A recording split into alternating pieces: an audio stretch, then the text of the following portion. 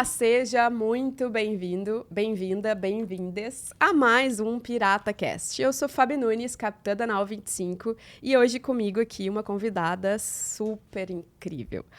A Nau 25 tem aí uns 6 anos e eu sempre ouvi de diversas pessoas diferentes: Fabi, tu tem que conversar com a Soraya.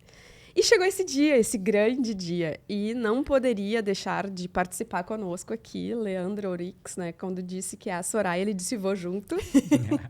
Então, Soraya, seja super bem-vinda aqui ao nosso espaço de troca, de conversa, de aprendizado, que eu acho que é essa 1 hora aí. Tenho certeza que a gente vai falar de coisas incríveis. Soraya é uma das grandes pessoas aí do mundo de liderança da educação corporativa do Brasil. E tem muito a nos ensinar aí um jeito diferente de fazer escola, né?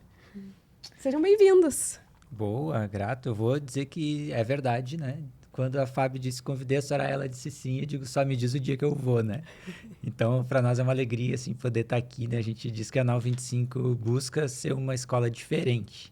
E eu acho que vocês conseguiram isso lá, né, Soraya? Então, diz aí quem é a Soraya, né? Como é que foi? Bem-vinda a bordo da nossa Nau. Ai, muito obrigada, é um prazer estar aqui. Eu digo que uma das riquezas da vida é estar com gente do bem, gente que faz acontecer, então é um presente estar aqui. E como uma boa manezinha da ilha, eu sou natural de Floripa, então tudo que diz respeito a nau, Legal! eu tô junto. Não sabia que você era de lá. Sim. Quem é a Soraya? Eu sou uma mulher fascinada pelo ser humano. Acho que isso tem tudo a ver com a minha biografia. A gente não está desconectado, né? Nossa atividade profissional não está desconectada da nossa história. E foram, desde a minha infância, adolescência, até momentos difíceis de vida que eu tive, que eu quis aprofundar para entender o ser humano, em todos os seus aspectos, conscientes e inconscientes. Então, eu sou assim, uma profunda admiradora e é uma crença minha que move assim, a minha existência, que todo ser humano tem uma luz, que tem um lado bom.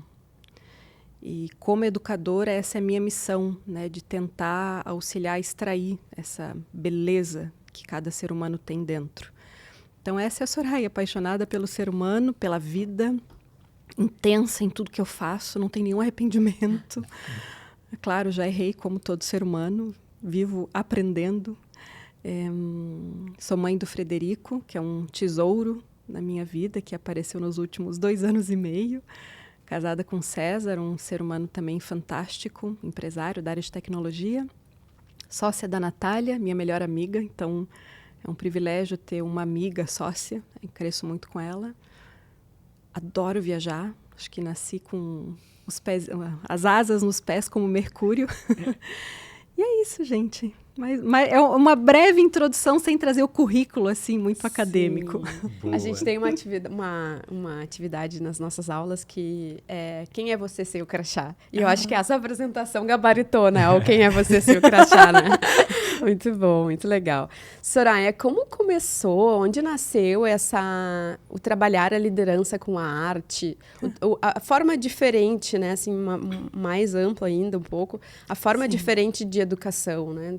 Não uma educação, um método, enfim, tão tradicional, tão engessado, e que eu particularmente sou admiradora do trabalho de vocês, né? O Educar pela Arte. Conta para nós como que nasceu esse trabalho de vocês. Sim. É interessante que a gente enxerga uma empresa e acha que veio as coisas, né? Foi um grande insight, uma iluminação. Não foi por aí. Foi uma construção de 43 anos. Eu venho de uma família de educadores, né? Meu pai e minha mãe eram médicos, mas ambos também lecionavam na Universidade Federal. Minha avó foi professora, minha bisavó foi professora. Então, eu venho de um ecossistema onde a educação era o grande valor. E eu enxerguei pela trajetória das mulheres que eu precisava estudar para ser livre, para fazer as minhas escolhas. Então, já tinha esse ecossistema de educação. Ao mesmo tempo, a minha mãe era muito apaixonada pelo universo das artes, então ela sempre tinha quadros belos em casa. E Floripa é arte em tudo, né? A natureza é arte. Então, eu fui criada nesse ecossistema de uma Floripa de 1980 com 200 mil habitantes, onde a Lagoa da Conceição era limpa, então podia tomar banho todos os dias. Então, eu nasci nesse ecossistema de beleza natural. com 16 anos, na verdade, eu comecei a estudar línguas muito cedo, por vontade própria. Tinha essa vontade de estudar língua. Então, eu estudei francês com 13 anos e eu decidi fazer intercâmbio com 15 anos. Eu queria ir para um país francófono. Aí eu passei no processo seletivo do Rotary e fui selecionada e morei na Bélgica, 1 ano. E tu viver um outro contexto de educação é muito rico, ainda mais na adolescência, né? Então, lá eu enxergava as adolescentes, crianças, indo para museus e aprendendo sobre a história. Eu aprendi com a realidade sobre a Segunda Guerra Mundial. Então, por que eu estou trazendo essa narrativa biográfica? Que a nossa carreira, a nossa empresa, ela tem sempre conexão com a nossa vida. Não nasce do zero, né? Depois, indo um pouquinho mais à frente, eu tive várias experiências profissionais com a Itália. Depois, então, a Itália é arte por tudo, da gastronomia, o jeito de se vestir, de falar, né? Tudo tem arte. Então, isso foi depois acumulando na bagagem. Depois, eu fiz doutorado aqui na Universidade do Rio Grande do Sul, em administração, e a minha linha de pesquisa foi educação de líderes para o desenvolvimento sustentável. E o que eu percebi? Que a cultura ela é um pilar fundamental para a gente formar líderes para o desenvolvimento sustentável, ou seja, para a gente formar a humanidade dos gestores. Se fala muito de sustentabilidade no tripé econômico, social, ambiental, mas a cultura é um pilar que pouca gente fala. Então, quanto mais cultura a gente oportuniza para uma sociedade, para as crianças, para os jovens e para os líderes, a gente gera um outro nível de humanidade. Por quê? Porque a própria arte humaniza. Quando tu ouve uma música, uma peça teatral, né, tu assiste um filme, isso te toca de um nível de profundidade que, às vezes, uma aula retórica, uma aula de conteúdo não gera esse nível de emoção. Porque a aprendizagem, para gerar transformação, ela precisa envolver emoção. Então, todo esse combo, né, que foi se unindo nessa bagagem de vida, gera a Sonata. Mas a gente criou a Sonata como uma escola de imersões no Brasil e no exterior. Aí, aos poucos, a gente foi sendo chamada para o ambiente corporativo. E hoje está cada vez mais uma escola de liderança pela arte. Mas a gente se deu conta, meus caros, ano passado, por que do nome Sonata. A gente nasceu Sonata como Soraya e Natália. Sonata. Com o objetivo de despertar a música das pessoas. Mas a arte como método, Fabi e Leandro, ficou claro no passado. Então, a gente já estava acrescentando, mas, então quer dizer que Sonata é isso. Então, ser empreendedora, construir carreira, é um processo contínuo de autoconhecimento. E entender o que é a identidade daquela empresa, porque uma empresa é um filho espiritual, ela também tem uma identidade, para além do que os sócios colocaram no mundo. E a gente entendeu a Sonata, que é arte em tudo. E foi 8 anos de empresa para entender isso. A gente esse ano faz 9. Então, a síntese é essa. Muito legal, muito demais, incrível. Né? Eu escutei esses dias uma frase do Satya Nadella que, no SXSW, que é: a gente não pode ser um sabe-tudo e a gente precisa ser um aprender-tudo. E como que tu vê o aprendizado humano? Uhum. Tu é uma especialista em aprendizado, né? Acho Sim. que em Sim, 5 minutos de fala Sim. aqui já deu para perceber mais ainda a profundidade com que você fala desse assunto. Como que tu acha que são os melhores caminhos para a gente se tornar esse aprender tudo? Ok. A nossa educação, de modo geral, da nossa sociedade, ela é muito pautada no desenvolvimento cognitivo, em virtude do paradigma científico que a gente vive aí nos últimos séculos. O que ocorre? A gente está se dando conta que esse paradigma não dá mais conta das nossas demandas existenciais. A revolução científica, o paradigma centrado no cérebro, gerou tantas benesses, aumento da expectativa de vida, revolução científica digital. Ao mesmo tempo, nunca se viu um número tão alto de doenças da alma, da psique ou das nossas emoções. Então, que bom que as pesquisas das últimas décadas apontam que a inteligência vai além da cognitiva, como vocês bem sabem. Mas como que a gente gera essa transformação? Eu estudei com um grande sábio chamado Satish Kumar na Schumacher College, que vocês conhecem. Ele nasceu na Índia, seguiu os passos de Gandhi, e hoje ele educa líderes para a paz e para a sustentabilidade. Na visão dele, a educação ela tem que estar baseada no tripé. Hands, head and heart. Então, mãos, coração e mente. Então, desenvolvimento intelectual segue importante. Mas a gente precisa fundar toda a nossa educação, da primeira infância à formação profissional, unindo as outras dimensões. Então, é fundamental que o ser humano coloque mais as mãos naquilo que ele está fazendo. Hoje, os nossos jovens não sabem mais fazer nada. Desde cozinhar, desde pendurar um quadro na parede, desde limpar uma casa. E educação precisa, porque isso é educar para a autonomia. Ao mesmo tempo, a gente precisa educar pela emoção, pela nossa inteligência emocional, porque existe uma inteligência no coração, no amor. Então, como é que eu educo um aluno, um ser humano, para as suas emoções? Primeiro no autoconhecimento e depois para gerar empatia no reconhecimento do outro. E a arte nisso é fundamental, na educação desse pilar emocional. Então, talvez como síntese, toda educação precisa cada vez mais considerar esse ser humano integral. Essa visão do humanismo, do renascimento, né, de que o ser humano é alma, é espírito, é emoção e é mente. E eu estou muito confiante, porque eu sei que vocês também, né, despertam isso nos alunos. A gente tem visto cada vez mais iniciativas educacionais direcionadas para isso. E um outro ponto muito importante, que depois a gente pode aprofundar, é a libertação do ser humano para ser quem ele é, partindo das mulheres. Porque nós, mulheres, temos talvez culturalmente falando, né, um vínculo mais forte com o nosso lado emocional e que os homens precisam cada vez mais desenvolver. E essa é uma das missões pelos quais a gente tem trabalhado tanto com mulheres. Quanto mais a gente desenvolve uma mulher para ser quem ela é, para ouvir o chamado da alma, para libertar suas emoções, mais a gente vai gerando impacto positivo na sociedade, porque a mulher é sempre o centro dos núcleos que a gente convive, né? Emocional e também de uma sociedade. Isso são pesquisas de prêmios nobres que apontam. Incrível isso. Eu assisti o Edu Lira agora no South Summit, e ele falou sobre isso, de que ele foi num projeto para Bangladesh, se eu não me engano. E Muhammad Yunus. E aí teve um projeto com mulheres. Exato. E que esse projeto impactou muito a transformação da pobreza lá por conta de ter focado nas mulheres, né? Muito incrível. Já que tu trouxe esse assunto feminino, Soraya, eu quero falar sobre liderança feminina. No teu ponto de vista, quais são os principais desafios hoje da liderança feminina? Porque eu acho que tem um contexto muito desafiador, muito desafiador ainda dessa estrutura... Não vou botar rótulo, da estrutura que a gente vive, né? E a gente vê que é diferente por conta dos números, né? Vamos olhar só os números, né? Quantas mulheres a gente tem como CEO, quantas mulheres a gente tem como diretora, quantas mulheres a gente tem como presidente e presidente de conselhos. Então, quais são hoje, no teu ponto de vista, os principais desafios dessa liderança feminina? Ok. Eu vou responder com 2 caminhos de resposta, tá?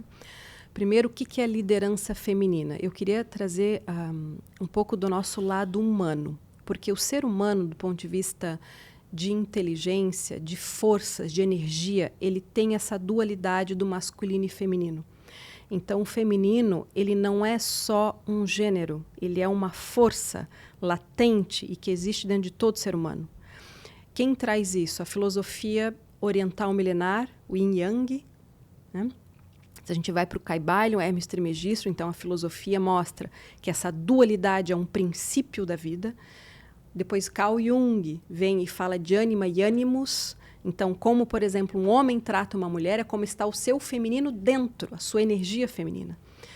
O que é o feminino? É só perceber o planeta Terra. O planeta Terra é a energia do feminino, que acolhe, que gera, que é próspera, que é abundante, que se revigora, se regenera. É a tua tatuagem, Fênix. Esse é o poder do feminino, de se regenerar em si, de ser potência de vida. E o masculino está sempre junto. Todos nós temos essas 2 energias.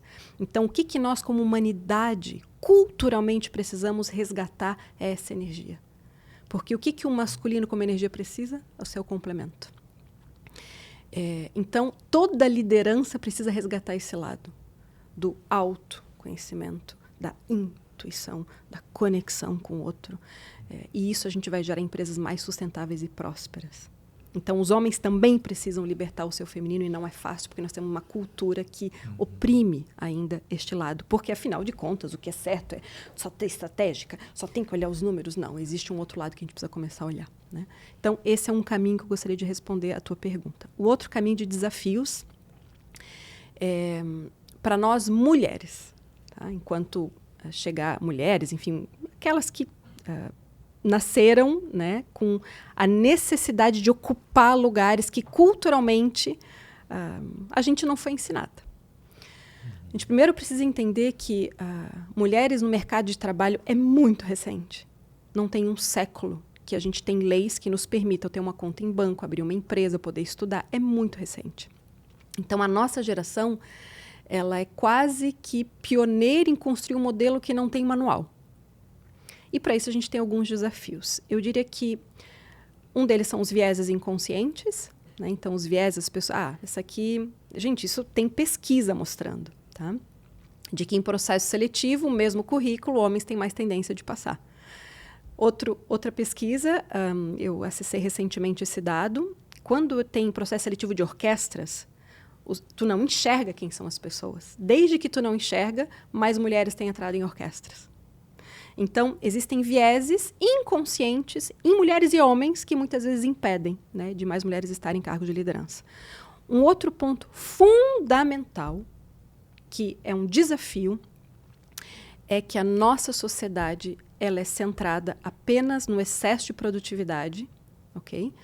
E ela não olha a vida do ser humano integralmente. E aqui eu preciso trazer o tema de maternidade. As empresas, as organizações precisam se transformar para esse olhar. Eu digo uma mulher que já teve um olhar não tão feminino, porque eu já passei por ambientes executivos, com energia mais masculina, e achava muita coisa mimimi, mas hoje não, porque eu estudei muito e eu vivo isso na pele. A nossa sociedade não está pronta para uma mulher que gera vida. Só julga. Então, ninguém fala de uma mulher que aborta. Eu tive um aborto espontâneo antes de vir o Frederico. É uma dor dilacerante no corpo e na alma. Qual é a empresa que está pronta para isso? Uma mulher aborta e no dia seguinte ela tem que estar lá produzindo.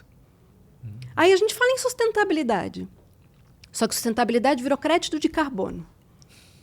Sustentabilidade é como é que nós vamos manter as gerações futuras. Se a gente não olhar a maternidade e com os pais, porque os pais são fundamentais, se a gente olhar os países mais desenvolvidos... eu choro, tá? Vamos chorar junta. Os países mais desenvolvidos, os homens têm os mesmos direitos, porque nós estamos falando de como é que as empresas podem gerar mais condições para a primeira infância. A primeira infância é o centro de uma sociedade. Enquanto uma sociedade olhar só os que produzem, a gente nunca vai ser sustentável. Os idosos não têm chance. As pessoas com necessidades especiais não têm chance. As mães com crianças não têm chance. Então, é claro que a gente está numa sociedade em evolução, muitas empresas já colhem, a gente já tem direitos, mas muita coisa ainda precisa ser feita. Uma mãe com uma criança de 6 meses, ela segue amamentando, o peito segue rachando, ela segue com os hormônios a 1000. Então, quais são os ecossistemas que a gente tem para apoiar esses núcleos familiares? Porque isso é sustentabilidade e isso vai impactar em produtividade. Que toda família que se sente apoiada, é claro que gera um gás, é claro que gera engajamento. Então, eu vejo que um dos principais temas, inclusive por pesquisa, é que o tema maternidade ainda tem muito preconceito e muitas mulheres não crescem do ponto de vista de carreira porque as empresas bloqueiam. Ainda se pergunta em entrevista de trabalho quantos filhos tu queres ter. Então, enfim, tem uma revolução social que a gente precisa começar a fazer. Porque quando a gente se torna pai, vocês sabem o quanto a gente desenvolve do ponto de vista humano. De empatia, de tantas coisas. Né? E é um paradoxo muito... me emociona, deixa eu explicar a minha emoção. Me emocionei porque tive também 2 abortos espontâneos. Então, é algo que é um desafio muito gigante passar por isso, né? Enfim, né? É um desafio muito grande. Quantas mulheres eu conheço que perderam bebês com 8 meses? e não tem licença. Ela só tem que voltar e seguir produzindo. Então, assim, são dilemas. Sim. Eu entendo lá da empresa que tem que produzir, mas como é que a gente pode chegar num meio termo, né? Buda sempre falava que o caminho do meio é onde a gente gera evolução humana. Então, como é que a gente encontra esse caminho do meio, unindo essas energias do masculino e do feminino? E é muito paradoxal isso, porque talvez o momento mais produtivo de uma mulher seja a pós-maternidade. Meu Deus! Eu costumo dizer que cada filha me deixou mais produtiva e mais especialista em logística. Olha, né? As expertises que a gente adquire de gestão, as coisas que a gente tira que não servem mais, o gás que a gente tem para fazer mais e melhor por elas e pelo mundo. Uma vez eu ouvi de um cliente que ele não poderia selecionar uma pessoa para ser franqueada porque ela estava grávida. Não poderia ser que ela iria fazer um projeto piloto. Daí eu falei, então, deixa eu te contar que, né, nesse momento talvez seja o momento mais produtivo e o propósito pelo qual a gente trabalha pós-maternidade é outro. Né? A força, e eu digo isso sempre, né? Eu não tenho dúvida de que Nau 25 sobreviveu à pandemia por minhas 2 filhas. O propósito de sobreviver e de transformar a minha empresa do formato que estava para o formato que é hoje, que eu não sei, talvez 10, 15, 20 vezes maior, foi isso. Tínhamos 2 crianças em casa e que tínhamos que dar conta. Né? Então, esse foi o propósito de transformação, né? É um assunto muito incrível, assim, Soraya. Estou aqui super feliz, emocionada. Eu te ouvindo, assim, né, Soraya, eu lembrei de uma história de uma turma que a gente conduziu ano passado para retrasado. A primeira etapa foi ano retrasado, ano passado a gente teve uma segunda leva, né? E tinha um rapaz na turma que ele, quando chegava perto das 5 horas da tarde, ele ficava mais agitado um pouco, né? E porque precisava de 5 horas encerrava, ele tinha que sair, né? Daí eu chamei ele para conversar, né? Tipo, pô, e aí? Não, é que é o seguinte, aqui eu que busco o meu menino na escola. Então eu saio daqui 5 horas, 5h15 eu tô ali, aqui perto, porque eu não quero que ele seja o último a ser buscado na escola. Sabe como é que é, né? Filho pequeno, né? Sim. E eu disse, cara, tranquilo, nós vamos cumprir de te liberar às 5, pode ficar de boa, né? Meu compromisso. O teu compromisso comigo é como é que a gente faz para completar o que precisa ser completado dentro do tempo aqui, e ele tocou junto, né? Foi uma das pessoas mais dedicadas que a gente teve na turma, né? Porque eu cumpria a minha parte com ele, às 5 horas nós vamos encerrar aqui com ele, com os demais, né? E ele saía para ir buscar o filho, né? E aí durante esse evento, teve Dia dos Pais, daí eu perguntei para ele, né? Ele disse, hoje tem Dia dos Pais na escola. Eu disse, tu quer sair antes, né? Ele disse, não, saindo às 5 aqui tá tranquilo, tá tudo certo, né? E no final do ano passado, ele foi promovido para gerente, né?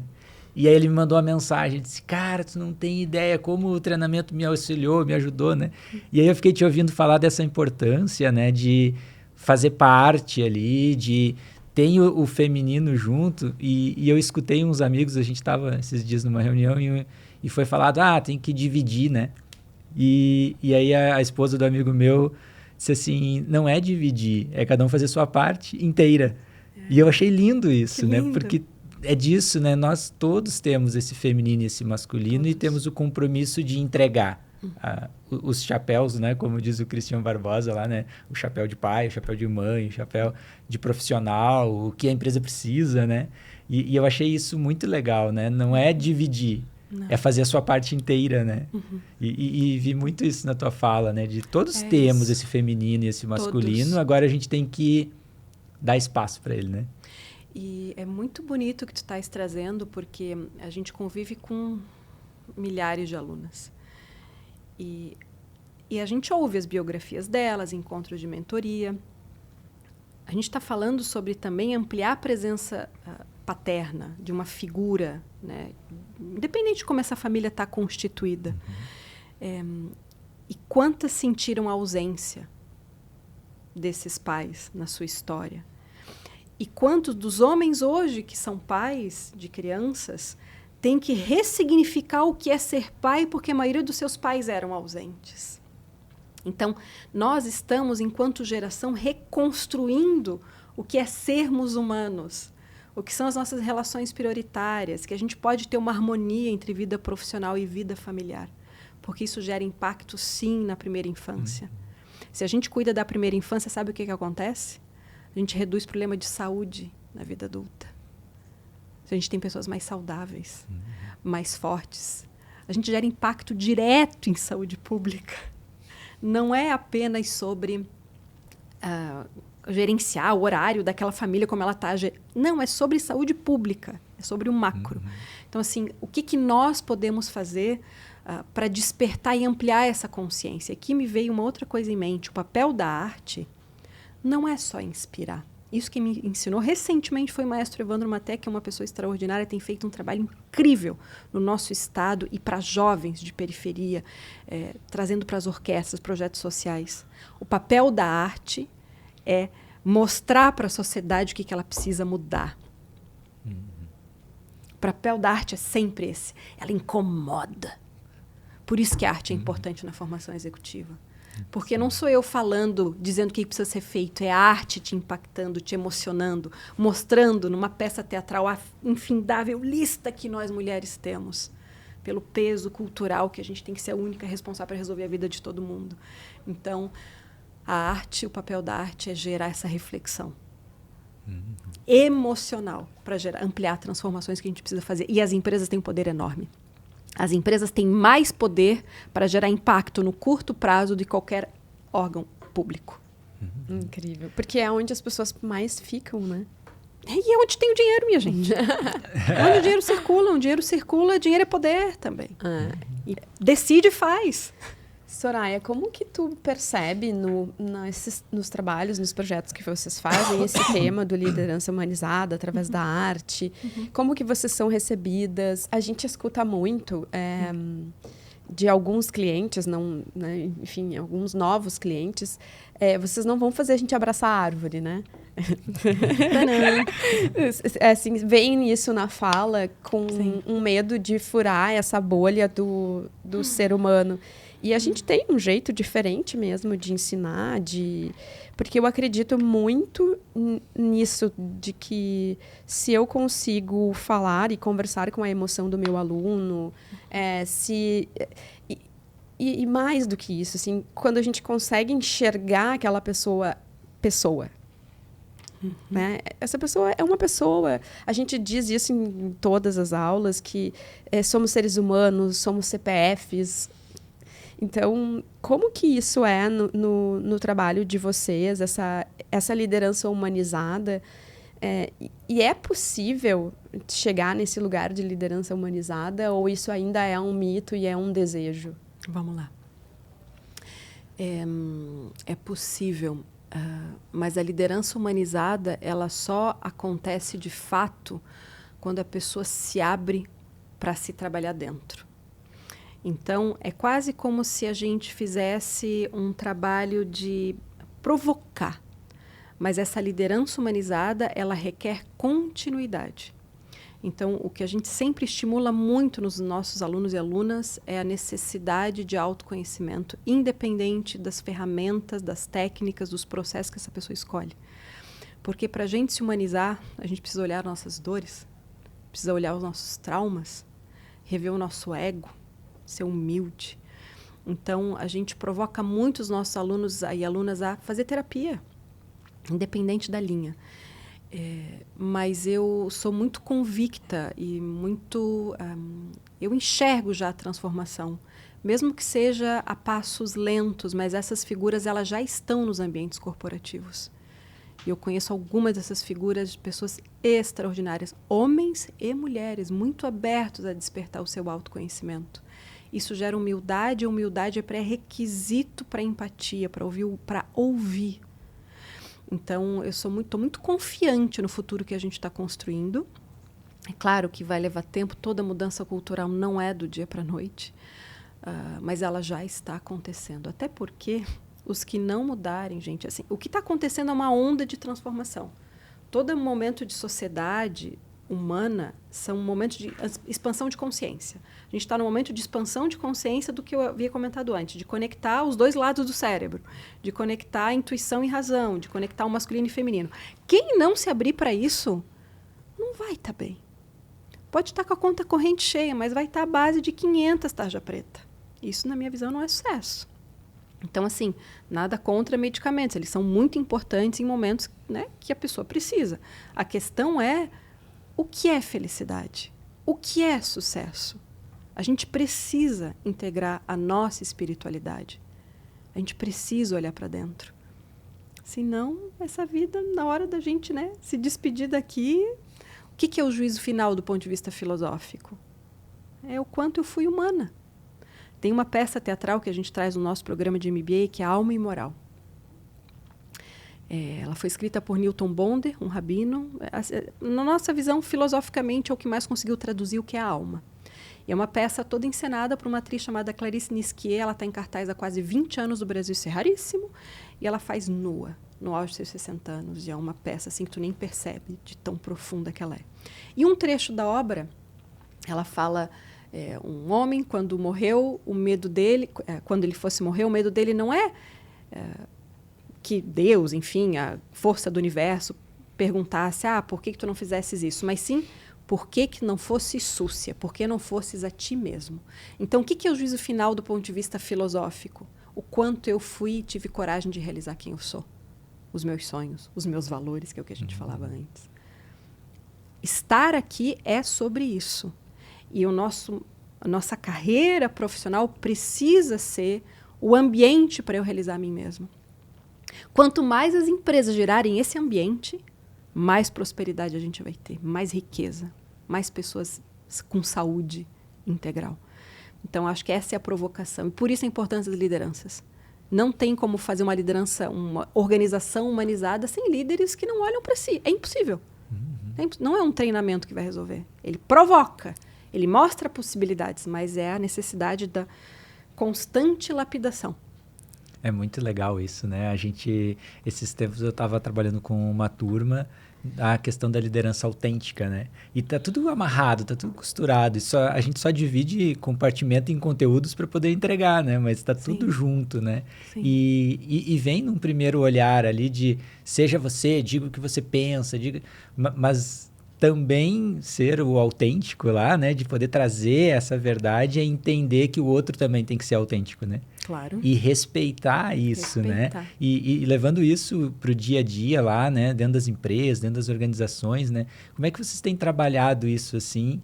Porque é claro que normalmente os RHs até chegam na frente, dizem isso vai ser importante, isso vai dar perenidade para a empresa, mas na muvuca do dia a dia, né?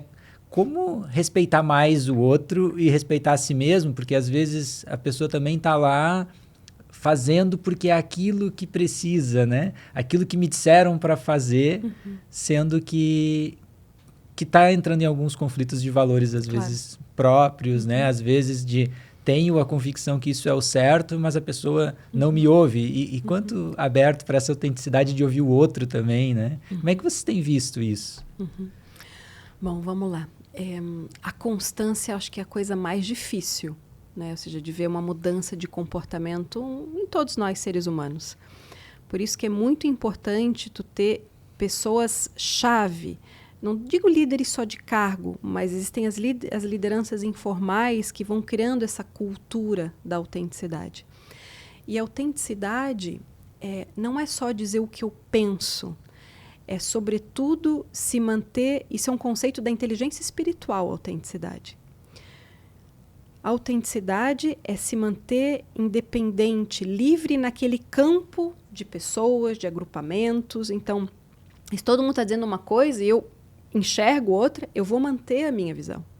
E sabendo, né, me posicionar. Inclusive, agora eu não lembro direito a empresa, eu acho que era um membro independente do conselho, se eu não me engano, não sei se era da Vale, de alguma empresa grande. Não sei se vocês viram, mandou uma carta para o conselho, uma página, dizendo, eu não concordo com isso, portanto, me retiro. Então, a autenticidade, independente, né, do contexto, é seguir se posicionando sobre as nossas convicções, valores mais profundos. Mas, para isso, a gente precisa desenvolver muito autoconhecimento. E, do ponto de vista de mulheres, isso agora entra a nossa pesquisa, para uma mulher se posicionar e ser autêntica, ela precisa desenvolver um pilar chamado autoestima. Porque uma das características, a autoestima é composta por vários pilares. Um deles é a autenticidade. Então, quanto mais eu desenvolvo a minha autoestima, entendo o meu valor, mais eu consigo me posicionar. que mulheres de muito valor muitas vezes vão para uma mesa de reunião, não tem espaço para falar ou pela cultura da organização, pelos vieses, ou às vezes porque ela não tem coragem. Ah, mas o que eu vou falar, será que tem tanto valor assim? Aí vem a síndrome de impostora, né?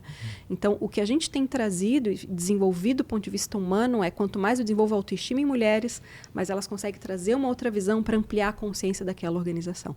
Então, a autenticidade parece simples, mas não é, porque ela requer muito autoconhecimento e independência daquele campo e daquele grupo. E para isso precisa de constância, né? Autoconhecimento, gente, é que nem banho. Eu não vou ficar limpo se eu tomo um banho no ano. Autoconhecimento eu preciso fazer todos os dias.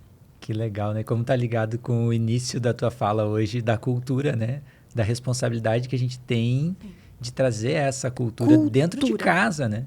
Porque como é que vai chegar depois no momento de trabalho? Porque o momento de trabalho é depois. Sim. É quando eu já formei a primeira cultura, quando eu já formei o que pode e o que não pode, né? O que é bom, né? Eu tive um diretor que quando ele entrou na empresa, eu estava mudando de estado, né? Eu morei 3 anos em Goiás e ele me disse assim, quando eu vou contratar, eu valorizo mais quem já viveu outras culturas.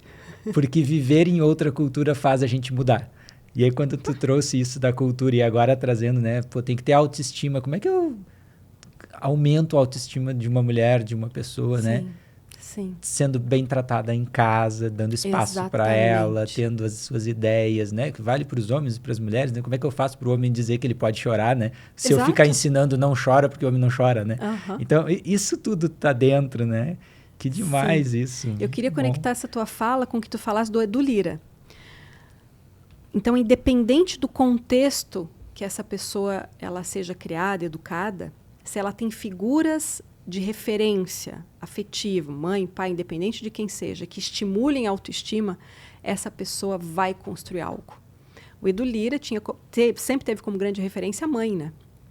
Então, a dona Gorete, que dizia para ele, meu filho, não importa de onde tu vem, importa para onde tu vais. O que ela está dizendo? Ok, tu nasceu nesse contexto, mas isso aqui não te define. E olha, nós estamos aí falando do maior empreendedor social do país, que está gerando impacto em milhares e milhares de vidas. Então, a autoestima, ela pode ser fortalecida todos os dias. E aqui o nosso papel como pais, como gestores, o que nós falamos para as pessoas que hierarquicamente estão, né, numa outra posição em relação a nós? Um filho, cuidado com as nossas palavras, porque as palavras definem realidade. Tem muita gente em terapia resolvendo o que mãe e pai falou quando era criança. Muito problema de autoestima nasce na primeira infância. O que nós, como líderes ou como educadores, que líder, na minha visão, é educador, né? Então, quanto mais a pessoa educa e extrai o melhor de uma pessoa, mais líder ela é. Então, o que a gente está falando para as pessoas reconhecerem o seu valor? E outra coisa que tu comentaste, abraçar a árvore. Olha, que seria tão bom que toda educação pudesse proporcionar a gente abraçar a árvore, porque a gente sai literalmente zerado, né? Porque nós somos natureza. Quanto mais a gente abraça a árvore, porque a pessoa nunca experimentou isso, né? Até porque as escolas clássicas era tudo no meio da natureza. Sim. Então, para ver como o mundo do excesso cognitivo nos bitolou. Então, assim, né? Como a gente precisa resgatar a nossa humanidade. Gente, nos países mais desenvolvidos nórdicos, os médicos têm receitado natureza para as pessoas terem mais saúde. Receita médica. Vai para a natureza. X vezes na semana.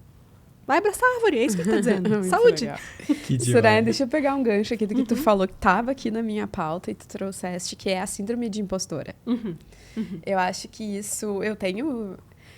A minha história com síndrome de impostora é a seguinte. Eu levei a Sofia para comprar a canetinha hidrocor.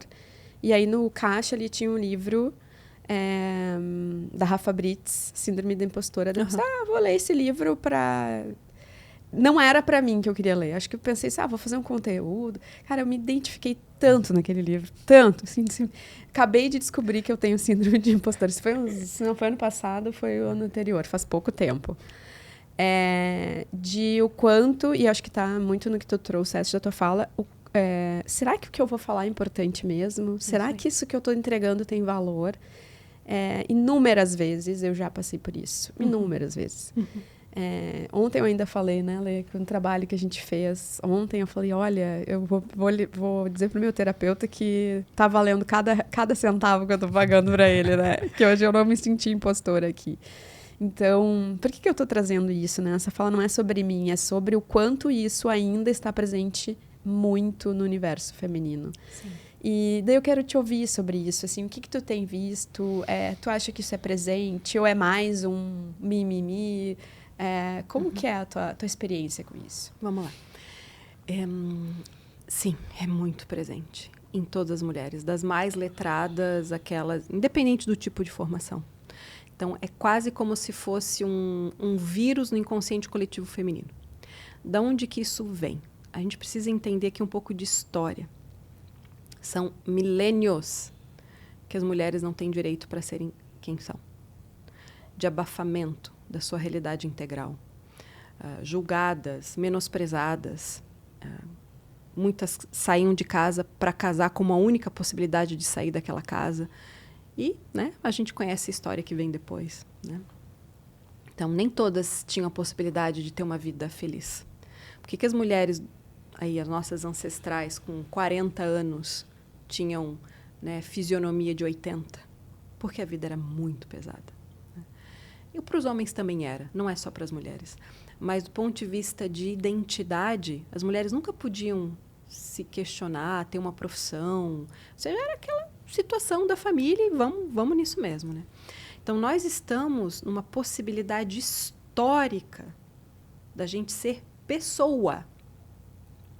Gente, na história existiam escritos, leis de que o homem podia bater na mulher, leis se ela fizesse tal coisa, de que a mulher não tem alma, a mulher é um ser inferior. Então, tudo isso ainda está no nosso inconsciente coletivo. A gente não muda uma cultura da noite para o dia. Então, como é que uma mulher que está nesse caldo cultural vai entender o seu valor? A gente precisa de uma educação para isso. E aqui volta o ponto de autenticidade. Outra reflexão sobre ser autêntico. Todo ser humano é único. Tudo que a natureza produz é única. As folhas são distintas. Gêmeos, mesmo que possam parecer fisicamente, são seres completamente distintos, são almas distintas. Então, uma boa educação, formal, informal, não importa, é que a pessoa entenda a sua unicidade, a sua singularidade. Só quando eu acesso isso, eu vou tendo o antídoto para a síndrome de impostora. Então, autoconhecimento com realização, que é o que tu fazes, Fabi. Então, quando eu realizo, quando eu faço, quando eu vou para a arena, quando eu faço, eu vou diminuindo a síndrome da impostora e vou aumentando a minha coragem. E a síndrome da impostora vai ficando bem pequenininha, porque tu não tem valor. Ai, sai. Hoje eu já praticamente nem ouço a mim. De vez em quando ela parece que ela está no inconsciente. Mas a gente tem mais ferramentas de lidando com ela. Não, olha o que eu fiz. Tu vai criando mais musculatura interna. Olha o impacto que eu gero. Então, isso a gente precisa dizer para si. Mas eu estou me achando. Não é sobre se achar. São evidências daquilo que a gente constrói. E junto com isso, educação. Quanto mais uma mulher estuda, mais ela também tem confiança em si mesma. E outro ponto fundamental, ter parceiros, né, relações de parceria de vida, que nos ancorem, que nos estimulem, que nos deem coragem, porque eu posso ser a mulher lá no cargo tal, chega em casa, o cara, né, enfim, independente da relação, tá lá me massacrando com verbos. Isso não vai ser bom para minha autoestima. Então, as relações que nós temos amplificam ou diminuem a síndrome da impostora. E a importância de relações sadias entre mulheres, amigas, sócias, independente da relação que se tenha, né? Então, isso é muito importante, porque coragem vem das relações, não só de dentro de nós. Então, Fabi, acho que aqui é um combo, né, de como é que a gente vai reduzindo essa síndrome da impostora que reside em todas as mulheres pelo inconsciente coletivo da nossa história. Mas tem forma da gente ir lidando com elas. Então, todo educador, líder, pai ou mãe, independente, busca trazer uma força. A psicologia positiva, essa é a tua área. A psicologia positiva, que bom que ela existe. Né? Que é a última linha da ciência da psicologia que mostra que a gente precisa começar a olhar para isso. Não só para os sintomas, não só para o problema. Então, quanto mais eu estimulo a força de um ser humano, mais essa pessoa encontra, né, a si mesma e pode contribuir com a humanidade. Qual é a nossa maior responsabilidade social? Não é salvar a vida do outro, é salvar nós mesmos. Porque quando eu sei quem eu sou, eu entrego o meu melhor para o mundo e eu, por consequência, auxilio os outros. Boa, né? E a gente tem uma ferramenta que a gente usa com os líderes, né? Quem quiser, busca lá nas nossas redes que tem, que é uma ferramenta para dar feedback, né? que é o SSC pela simplicidade, pela forma com que ele traz, que é o Start, Stop, Continue lá, né? O que eu posso começar, parar e continuar. E eu sempre reforço para os líderes, né? Eu digo, e anota isso, líder anota que é importante, né? É normal a gente querer dar o feedback do que precisa melhorar, mas quando a gente vai dizer o que precisa continuar fazendo, que é para alimentar essa autoestima que a gente está falando da pessoa, isso você faz muito bem, continue fazendo, precisa melhorar aquela outra questão que é importante para o nosso resultado melhorar, né? E eu digo para eles, olha a responsabilidade que você tem quando você não diz o que a pessoa é boa. Porque quando a gente não diz, talvez ela mesma não perceba o quanto ela é boa naquilo, né? E aí a gente fez um exercício agora, essa semana, né? E eu disse para eles, agora parem, todo mundo fez. Você entregaria esse feedback para as pessoas, né? Eu entregaria. Então, olha quanto você escreveu no que tem que começar e parar e quanto você escreveu no que a pessoa tem que continuar a fazer. Daí eles olharam assim, por que será que eu me dedico mais naquilo que tem que mudar e eu não dou o mesmo nível de esforço naquilo que pode continuar sendo feito, né? E agora você falando, eu estava me lembrando disso, né? Porque é isso, é a gente dizer para quem trabalha com a gente lá o quão bom eles já são naquilo, né? Porque isso vai dar autoestima e vai dar coragem da pessoa se arriscar mais, de contribuir mais, e aí a empresa cresce, né? Total. Faz sentido isso para ti, Soraya? Totalmente. E, de novo, volta a nossa sociedade como ela está estruturada. Nossa educação, ela só olha o que falta, ela não olha a abundância. Então, na escola, a gente só olhava os temas. Ah, tu tá mal nisso, então reforça nisso. Ninguém olhava o que tu era bom. Então, uma criatura que é boa em literatura, não, tu tem que agora recuperar em matemática, tu não é boa em matemática. Ok, que o mínimo a gente tem que saber, né? Mas assim, não, a gente não olha a abundância. Então, a gente está sempre olhando o que falta. E isso depois se reflete nas nossas relações humanas, nos casamentos, fica só focado no que não tem, no nosso trabalho, eu só foco no que não tem. Aí isso reverbera por tudo. Então, o que a gente precisa é uma revolução paradigmática, um novo modo de enxergar a vida, um novo modo de enxergar o humano. Só que para isso precisa começar de mim. Né? Então, quem eu sou, quais são as minhas fortalezas. E, por consequência, a gente vai enxergar isso na empresa. Aí a gente tem a pessoa certa no lugar certo. Porque se eu lido com um colaborador num feedback só apontando o que falta, é porque eu só enxergo o que falta em mim. Sou autocrítico comigo. A gente se relaciona com o mundo lá fora por como a gente se relaciona com o nosso mundo interno. Então, assim, a gente, posso dizer, terapia tinha que ser assim, ó, saúde pública para todo mundo. Todos nós precisamos de terapia. Sim. Porque é o ato mais humilde que uma pessoa pode ter. Onde eu estou revendo a mim mesmo. Independente do formato. Pode ser uma terapia, né, dentro de uma linha da psicologia mais cartesiana, ou pode ser dentro de uma linha holística. Cada um vai entender o que precisa para si. O importante é a humildade de se enxergar. Incrível. Preciso dizer que estamos acabando. Já passou uma hora. Já estamos aí, 1 hora, mais um pouquinho, inclusive. Soraya, a gente tem um momento final aqui do nosso PirataCast, é o nosso Vai Que Dá, que é a gente sair daqui com alguma coisa, né? Assim, o que quem está nos ouvindo agora... acho que tu falou muito de autoconhecimento, né? Acho que muito legal isso. Quem está nos ouvindo, nos vendo, desliga aqui e faz o quê? Com toda essa nossa conversa. Assim, quero que tu dê uma sugestão, uma dica. E aí, contigo, qual é o formato para que essa pessoa que está nos ouvindo, está aqui com a gente, saia dessa conversa faça o quê com isso? Tá, vamos lá. Primeiro, fazer um exercício, propor um exercício, para que quem está aqui com a gente possa fazer uma reflexão sobre a sua vida, todas as dimensões, tua vida como um todo. O que não está bom? O que eu estou protelando faz tempo? Porque a gente, tendo em vista o modelo de educação que olha o que falta, a gente acaba também aprendendo a conviver sempre com as coisas que não estão boas. A gente não pode ir protelando aquilo que não faz sentido. Então, a minha sugestão de reflexão, o que não está bom? E seja protagonista nessa área. Um relacionamento que não está bom, conversa. Com carinho, com amorosidade. Seja uma relação, sei lá, de trabalho, societária, casamento. Tem esse tema aqui, minha emoção, sabe que tua emoção não está bem? Busca terapia. Quem eu procuro? Certamente, tem tantos profissionais extraordinários. Me mandam uma mensagem no Instagram que eu vou te indicar uns 30. Então, assim, então essa revisão, porque como a gente está numa vida muito corrida, a gente não para refletir o que não está bom.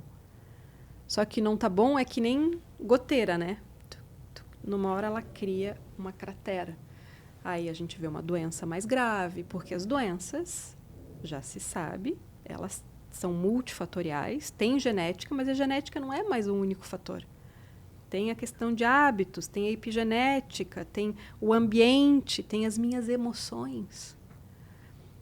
Nós queremos viver mais bem, com saúde. E o autoconhecimento nisso é fundamental. Na verdade, isso é a filosofia antiga, tá? A medicina antiga, Antigo Egito, Antiga Grécia, considerava o ser humano como um todo. E a ciência ela está começando a resgatar isso. Né? Então, a gente tem física resgatando espiritualidade. Einstein foi um metafísico. Ele lia Helena Blavatsky, lia filosofia.